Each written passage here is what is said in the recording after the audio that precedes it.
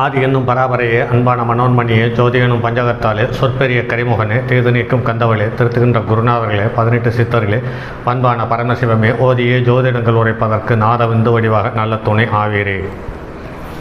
உலகில் உள்ள தமிழ் பேசும் அனைத்து நாள் உள்ளங்களுக்கும் மற்றும் ஜோதிட சான்றோர்களுக்கும் மூத்தோர்களுக்கும் ஆர்வலர்களுக்கும் மற்றும் இந்த காணொலியை காணும் உங்களுக்கும் ஆஸ்ட்ரோராஜின் இனிய நல்வணக்கங்கள். ஜோதிடம், ஆன்மீகம், வாழ்வியல், மருத்துவம் என்ற 4 தலைப்புகளில் தொடர் காணொலிகளாக கொடுத்து வருகிறோம். அந்த வகையில் இன்று ஜோதிடம் சார்ந்த ஒரு பதிவு. இந்த பதிவில் உடல் உறுப்புகள் பாதிக்கப்பட்ட நிலை எவ்வாறு அமைகிறது, அதற்கான விபத்தை உருவாக்கக்கூடிய சந்தர்ப்ப சூழ்நிலையை ஏற்படுத்தக்கூடிய தன்மையுள்ள கிரகங்கள் எது, அப்படி ஏற்படுத்தக்கூடிய கிரகங்கள் தன்னுடைய காரகத்துவ உறுப்புகளை எவ்வாறு பாதிக்கிறது என்பது சார்ந்த தகவலைத்தான் இந்த பதிவில் பார்க்க போகிறோம். பொதுவாகவே ஒரு ஜாதகத்தில் லக்கண புள்ளி என்பது எந்த ஒரு லக்கணமாக இருந்தாலும் அந்த லக்கணத்துக்கு மாரகாதிபதியோ அல்லது பாதகாதிபதியோ அல்லது நிழல் கிரகங்களுடைய நட்சத்திரமோ அல்லது 6, 8, 12க்குரியவனுடைய நட்சத்திரத்தில் லக்கண புள்ளி அமைந்து விட்டாலே வாழ்க்கை முழுவதும் அது போராட்டத்தை ஏற்படுத்தி விடுகிறது என்பது நடைமுறையில் பார்க்க முடிகிறது. மற்ற கிரகங்கள் எது எப்படி இருந்தாலும் எவ்வளோ பெரிய யோகத்தில் அமர்ந்திருந்தாலும் அந்த யோகம் லக்கணத்துக்கு தொடர்பு இருந்தால் மட்டும்தான் அந்த யோகம் பலனளிக்கிறது. அப்படி இல்லை என்றால் அந்த லக்கணத்தை சார்ந்த உறவுகளுக்கு அந்த யோகத்தை தருகிறதை ஒழிய அவர்களுக்கு அந்த யோகத்தை தரவில்லை என்பது நடைமுறையில் பார்க்க முடிகிறது. சந்திரமங்கல யோகம் சிறப்பாக அமைந்திருக்கிறது, சிவராஜ யோகம் சிறப்பாக அமைந்திருக்கிறது. இது இல்லாமல்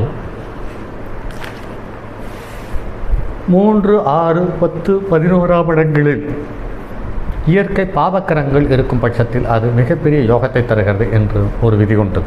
ஆக 6ஆம் இடத்தில் சூரியனும் கேதுவும் இருக்கிறார்கள், அதுவும் சிறப்பான விஷயம். அதே மாதிரி லக்கணத்துக்கு 6க்குரியவன் 8இல் மறைவது என்பது யோகம் என்பது ஒரு பக்கம் இருந்தாலுமே கூட லக்னாதிபதி 8இல் மறைவது என்பது பாதகம் என்பது சூழ்நிலையை ஏற்படுத்தி விடுகிறது என்பது தான் நடைமுறையில் நாம் பார்க்கக்கூடிய நிறைய தகவல்களில் இதுவும் ஒன்று. ஆக தற்போது ஒவ்வொரு கிரகங்களும் நின்ற நிலையில் எவ்வாறு பலம் பெற்றிருக்கிறது, அது எத்தகைய பாதிப்பை உண்டு பண்ணியிருக்கிறது என்பது தகவலை பார்ப்போம். லக்கணம் விருச்சிக லக்கணம், காலபுருஷனுக்கு 8வது இட லக்கணம், வாழ்நாள் முழுவதும் போராட்டத்துக்குரிய லக்கணம். லக்கணத்துக்கு 6வது இடத்தில் சூரியன் உச்சம் பெற்றிருக்கிறான், குரு நட்பு பெற்றிருக்கிறான், சுக்கிரன் பகை பெற்றிருக்கிறான், கேதுவும் பகை பெற்றிருக்கிறார். அடுத்து 7ஆம் இடத்தில் புதன், லக்கணத்துக்கு 8வது இடத்தில் சந்திரனும் செவ்வாயும், 9ஆம் இடத்தில் சனி, 12ஆம் இடத்தில் ராகு. 9ஆம் இடத்தில் சனி இருப்பது என்பது அவ்வளவு சிறப்பாக இல்லை. ஏன் என்று கேட்டால் பித்ருஸ்தானமான 9ஆம் இடத்தில் சனி, அதாவது 3க்குரிய மாரகாதிபதியும் அதே சமயத்தில் பாக்கியஸ்தானத்திற்கு இது பகை கிரகம் என்று சொல்லக்கூடிய சனி 9ஆம் இடத்தில் அமர்ந்திருப்பது அவ்வளவு சிறப்பாக இல்லை. அதே சமயத்தில் சனிக்கு வீடு கொடுத்தவன் அவனுடைய ஸ்தானத்துக்கு 12க்கு போனது அதுவும் சிறப்பில்லை. அந்த கிரகத்துக்கு வீடு கொடுத்தவன் அவனுடைய ஸ்தானத்துக்கு 12இல் போனான், அந்த புதனுக்கு வீடு கொடுத்தவன் தனக்கு 12இல் போனான். அந்த வகையில் பார்க்கும் பொழுது இதில் ஒவ்வொரு கிரகமும் நின்ற நிலைக்கு தன்னுடைய நிலைக்கு 12இல் இருக்கக்கூடிய சந்தர்ப்ப சூழ்நிலை உண்டு பண்ணிவிடுகிறது என்பதுதான் இது நடைமுறையில். இப்படிப்பட்ட அமைப்பு வாழ்க்கையில் கர்ண கடோரமான நிலையை தந்து விடுவது இல்லாமல் பொருளாதாரத்தை கொடுத்து நிம்மதியை கெடுத்து குடும்பத்தில் இருக்கக்கூடிய உறவுகளை கசப்புக்களை ஏற்படுத்தி சங்கடத்தை தந்து விடுகிறது என்பது லக்கணத்துக்கு 6வது இடத்தில் 1க்கு மேற்பட்ட கிரகங்கள் அமையும் போது அந்த கிரகத்துக்குரிய காரகத்துவங்கள் பலமான பாதகத்தை தந்து விடுகிறது என்பதுதான் நடைமுறை அனுபவம். அதே சமயத்தில் இங்கு லக்கணத்துக்கு 6ஆம் இடத்தில் சூரியன் போனான், தந்தை பகை. லக்கணத்துக்கு 5க்குரியவன் 6ஆம் இடத்துக்கு போனான், பூர்வ புண்ணியம், தந்தவெளி, தாத்தா சொத்தும் பகை. லக்கணத்துக்கு 6வது இடத்தில் சுக்கிரன் போனான், ஆக மனைவியும் பகை. லக்கணத்துக்கு 6இல் குரு மட்டுமல்லாமல் கேதுவோடு சம்பந்தப்பட்டுள்ளதால் குழந்தைகள் இவருக்கு உதவிகரமாக இல்லை என்பதுதான் இது நடைமுறை அனுபவம். அதே சமயத்தில் இதில் சிறப்பு என்று பார்க்கும் பொழுது குரு தன்னுடைய 9ஆம் பார்வையாக தன் வீட்டை தான் பார்த்து விடுகிறான். அதற்கு அடுத்தது சந்திரனும் செவ்வாயும் ஒருவரோட எந்த வகையிலும் நீச்சம் பெற்று கெட்டு போகாத தன்மையிலிருந்து லக்கணத்துக்கு 8ற்கு போய் லக்கணத்துக்கு 2ஆம் இடத்தை பார்த்தது என்பது சால சிறந்ததாக அமைந்து விடுகிறது. அதே சமயத்தில் லக்கணத்துக்கு 3க்குரியவன் 3ஆம் இடத்தை பார்க்கிறான், லக்கணத்துக்கு 8ஆம் இடத்துக்குரியவன் தனஸ்தானத்துக்கு 12 போகிறான். ஸோ இப்படி ஒவ்வொரு கிரகங்களும் தான் நின்ற நிலைக்கு வீடு கொடுத்த கிரகம் 12க்கு சென்று பலமான பாதகத்தையும் சங்கடத்தையும் சம்பாதித்து வைத்திருக்கிறது என்பது நடைமுறை அனுபவம். இதில் நேராக பார்த்து கொண்டிருக்கிறோம். இந்த தகவலை கிட்டத்தட்ட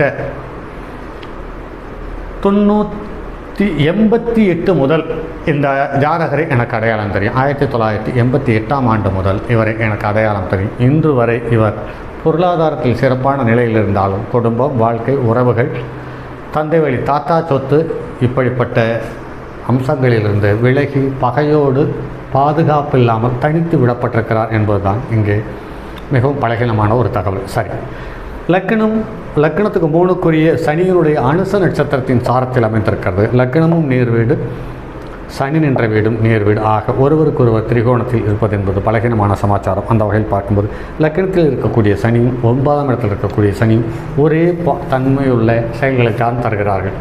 சூரியன் என்று பார்க்கும் பொழுது பரணி நட்சத்திரம் 2ஆம் பாதத்தில் 19.50 பாகை பெற்றிருக்கிறது. சந்திரன் மிருகசீரிஷ நட்சத்திரம் 4ஆம் பாதத்தில் 6.08 பாகை பெற்றிருக்கிறது. செவ்வாய் புனர்பூச நட்சத்திரம் 3ஆம் பாதத்தில் 29.50 பாகை பெற்றிருக்கிறது.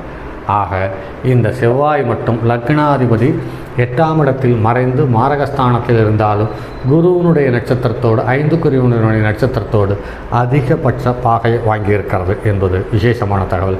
புதன் கிருத்திகை நட்சத்திரம் 4ஆம் பாதத்தில் இருக்கிறது, 8.56 பாகை பெற்றிருக்கிறது. குரு பரணி நட்சத்திரம் முதல் பாதத்தில் அமர்ந்து 15.37 பாகை பெற்றிருக்கிறது. சுக்கிரன் அசுபதி நட்சத்திரம் 3ஆம் பாதத்தில் அமர்ந்து 7.37 பாகை பெற்றிருக்கிறது. சனி சுயசாரம் பூச நட்சத்திரம் முதல் பாதத்தில் அமர்ந்து 13.49 பாகை பெற்றிருக்கிறது.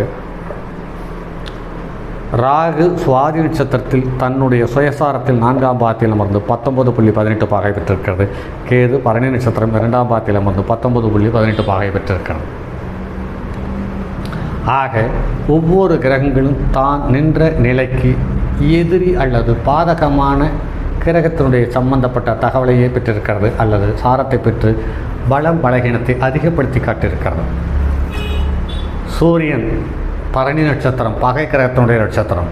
சந்திரன் என்று பார்க்கும் பொழுது 9க்குரியவன் என்று பார்க்கும் பொழுது அவனுக்கு 5க்குரியவன் அவனுக்கு 10க்குரியவன் சாரத்தில் பெற்று லக்னத்துக்கு 8இல் மறைந்திருக்கிறது. ஆக இங்கே சந்திரனும் மிருகசீரிஷ நட்சத்திரத்தில் அமர்ந்து 8ஆம் இடத்துக்கு போன்று பாதகத்தை தந்து விடுகிறது என்பது மேலும் குறிப்பிடக்கூடிய தகவல். செவ்வாய் புனர்பூச நட்சத்திரத்தில் அமர்ந்து ஆக லக்னாதிபதி மற்றும் இங்கு வலுவாக இருக்கிறார். புதன் கிருத்திகை நட்சத்திரத்தில் அமைகிறது. புதன் லக்னத்துக்கு 10-11க்குரியவர்கள் என்று பார்க்கும் பொழுது சிறப்பான விஷயம் இருந்தாலும் புதனுக்கு நட்சத்திரத்தை கொடுத்த கிரகம் உச்சம் பெற்றிருக்கிறது. சிறப்பு என்று பார்த்தாலும் தானது லக்னத்துக்கோ புதனுக்கோ தொடர்பு இல்லாமல் போனது மேலும் பலகீனத்தை கொடுத்தது. சுக்கிரன் அசுபதி நட்சத்திரத்தில் அமர்ந்தது. ஆனால் அசுபதிக்குரிய கேதுவனுடைய நட்சத்திரம் கேதுவோடு சேர்ந்து அது மேலும் பலகீனத்தை அதிகரித்தது. சனி பூச நட்சத்திரத்தில் அமர்ந்தது. சனி 9ஆம் இடத்தில் இருந்து 3க்குரியவனாகவும் 4க்குரியவனாகவும் இருந்து தன்னுடைய சுயசாரம் வாங்கி 9ஆம் இடத்தில் நின்றது. தந்தைக்கும் மகனுக்கும் இதுவரை உறவு திருப்தி இல்லை. தந்தையினுடைய பொருளாதாரம் தனி என்றும் மகனுடைய பொருளாதாரம் தனி என்ற நிலையிலும் இருக்கிறது. அடுத்து ராகு சுவாதி நட்சத்திரம் 4ஆம் பாதத்தில் அமர்ந்திருக்கிறது. ராகு லக்னத்துக்கு 12இல் இருக்கிறது. 4வது இடத்துக்கு பாதகஸ்தானத்தில் இருக்கிறது என்பதுதான் இங்கு மேலும் பலகீனமான ஒரு தகவல். ஆக இந்த ராகு தான் ஒன்றுக்கு மேற்பட்ட அறுவை சிகிச்சைகளை தந்து அவல நிலையை கொடுத்திருக்கிறது. கேது பரணி நட்சத்திரம் 2ஆம் பாதத்திலிருந்து சுக்கரனுடைய நட்சத்திரத்திலிருந்து அந்த சுக்கரனும் லக்கணத்துக்கு 6க்கு போனான். சுக்கரனுக்கு வீடு கொடுத்த செவ்வாயும் லக்கணத்துக்கு 8க்கு போனது மேலும் பலகீனமான ஒரு தகவல். அதற்கடுத்து இவருடைய ஜாதகத்தில் சனி லக்னத்துக்கு 9ஆம் இடத்தில் இருக்கக்கூடிய சனியினுடைய திசை தற்போது ஓடிக்கொண்டிருக்கிறது. இந்த சனி திசையில் சந்திர புத்தியில் கால் பாதிப்பு ஏற்பட்டது. அதில் விபத்தில் சிக்கி பலமான சங்கடத்தை உண்டு பண்ணினார். ஆக இடது காலில் முழங்காலுக்கு கீழ் கெண்டைக்காலுக்கு மேல் கால் பலமான பாதிப்பு ஏற்பட்டு விரிசல் ஏற்பட்டு எலும்பு உலோகங்களால் பூட்டப்பட்டு இருந்தது. அதாவது உள்ளே ஆப்ரேஷன் செய்து போல்ட்டு போட்டு இருந்தார்கள். அது சமீப காலத்தில் வலிக்க தொடங்கி பிரச்சனை பெருசாகி லக்னத்துக்கு 12இல் இருக்கக்கூடிய சனி சந்திரன் கால் விபத்தை கொடுத்தது. சனி திசையில் செவ்வாய் புத்தி முடிந்து சனி திசையில் ராகு புத்தியில் தற்போது அந்த கால் பாகத்தை மறுபடியும் ஆப்ரேஷன் செய்து உள்ளே இருக்கிற போல்ட்டை எடுத்திருக்கிறார்கள். மிகவும் சிரமப்பட்டு கொண்டிருக்கிறார்கள் என்பது நடைமுறையில் பார்க்க முடிகிறது. ஆக ஒரு சரி, இது ஏன் முழங்காலுக்கு கீழ் என்பதை பார்ப்போம். லக்கினத்துக்கு 3ஆம் இடம் இருந்தாலும் லக்கினத்துக்கு 4ஆம் இடம் என்று சொல்லக்கூடிய சுகஸ்தானத்துக்கு விரையாதிபதியும் சுகஸ்தானாதிபதியும் அவனே. இந்த மகரம் என்பது முழங்காலுக்கு சம்பந்தப்பட்டது.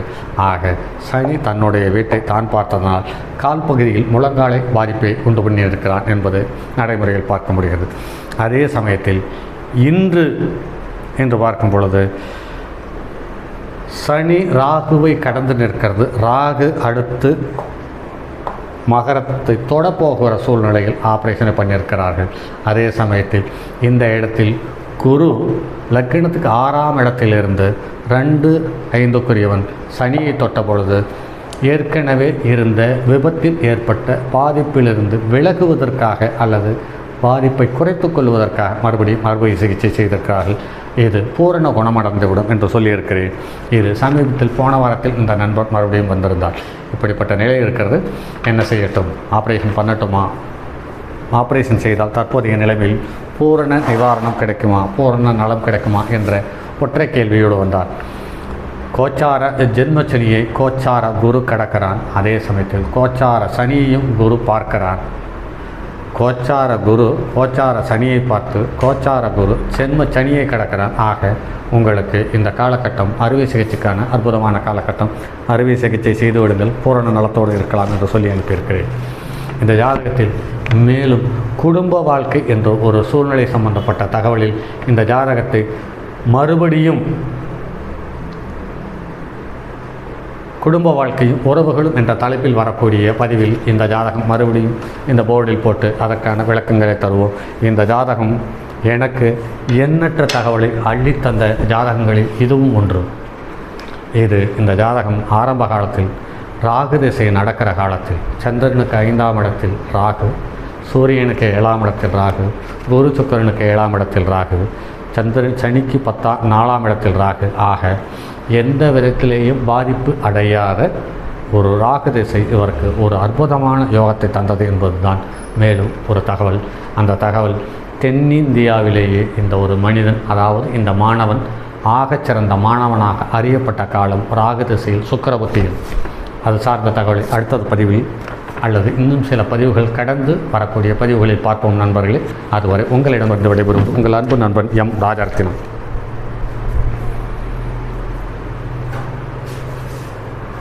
தங்கமான் மழுவோடேந்தி தன்மதி தலையில் கொண்டோர் மங்கையர் பதிக்கச் சொன்ன மாமூலி ஜோதிடத்தை இங்கு யாம் உரைப்பதற்கோர் இமை என்னும் பிழை வராமல் காக்க செங்கன் மால்மருகன் யானைச்சரன் பதம் காப்பதாமே.